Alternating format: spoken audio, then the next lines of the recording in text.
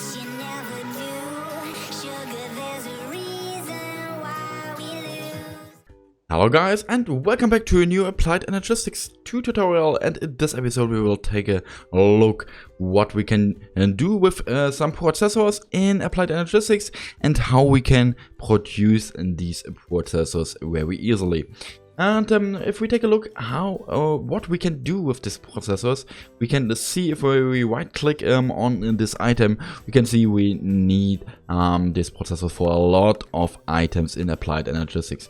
For example, the logic processor we need for the 1K ME storage component, the terminal, and also we need it for some crafting units and some annihilation cores and formation cores and so on. The calculation processor we need for some 4K ME storage components, some network tool, for example, some cards and so on. And the K engineering processor we need for the ME controller, so it's very important. And we also need it for the ME drive. Okay, so the processors are very important in Applied Energistics too. Okay, and I will show you how you can create these processors. These processors are made, all of these processors are made out of some circuits. Some, for example, a printed logic circuit, a printed engineering circuit, and at least a printed calculation circuit. And these circuits you can craft out of some gold ingot, for example, some diamond, and at least some poor Certus quartz crystals. And there's also a circuit what you can craft. In this case it's printed silicon.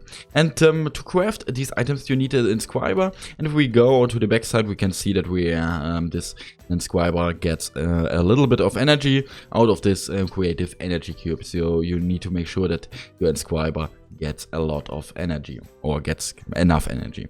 Okay, and yeah, I would say we start with the first thing we need to use. We want to build is printed silicon. That means we need to place an inscriber silicon press on the top side, and we need to place in the silicon on the midfield here, and we can see that our inscriber is running. Okay, we can, and the problem is that we can also only import one. If we use it like this, you can see that we don't can give much more than one silicon or resource. Then it's not possible to use one more than one in these inscribers. Okay, and if we want to use to produce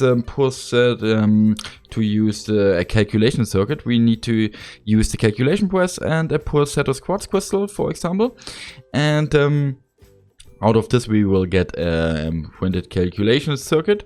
Then we need to remove it again. We need to use the engineering press.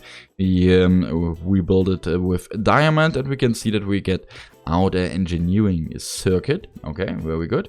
And if we finally want to have a logic circuit, we need to remove this press again and use the inscriber logic press.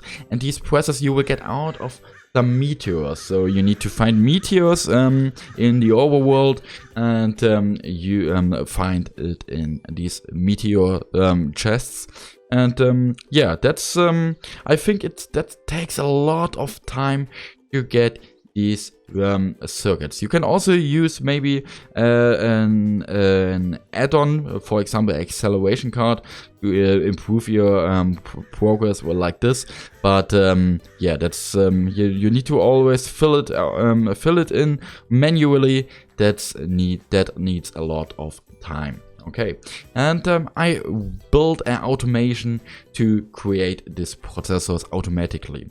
And first of all, we will start with the printed silicon.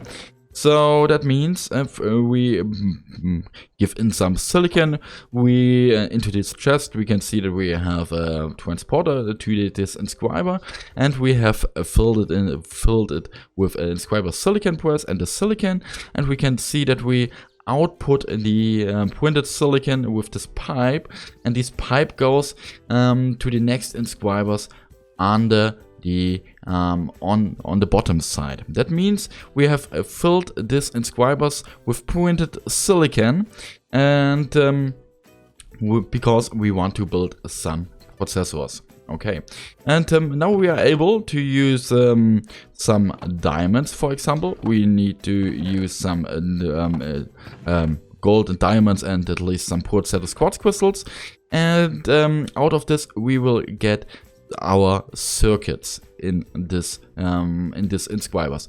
All these inscribers are filled with presses. In this case we have filled it with a logic press. Here we have the engineering press, and on the top side we have the calculation press. So, and all inscribers are having a pipe or a transporter.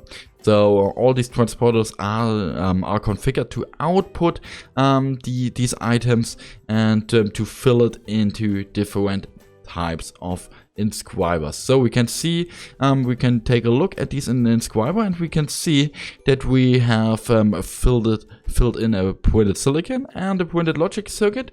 We can see we have a printed silicon and a printed engineering circuit, and at least we have a printed silicon and a printed calculation circuit. And to get out our processors, we can use whetstone, because all of these processors needs whetstone. And these whetstone you need to fill in on the from the right side.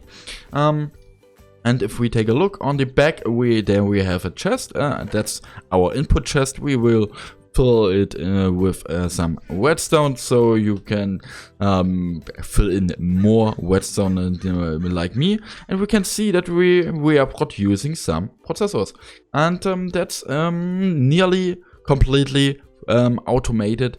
And you can also use a chest to pump it out. So the output is always on the front side of these inscribers. So you need to make sure to combine it with a cable like this. Configure this cable like this as an output, and you can see that we are getting in our chest or in our inventory system what we want, some calculation processors. And that's how you can easily automate in these inscribers and processor production. Thanks for watching, and bye.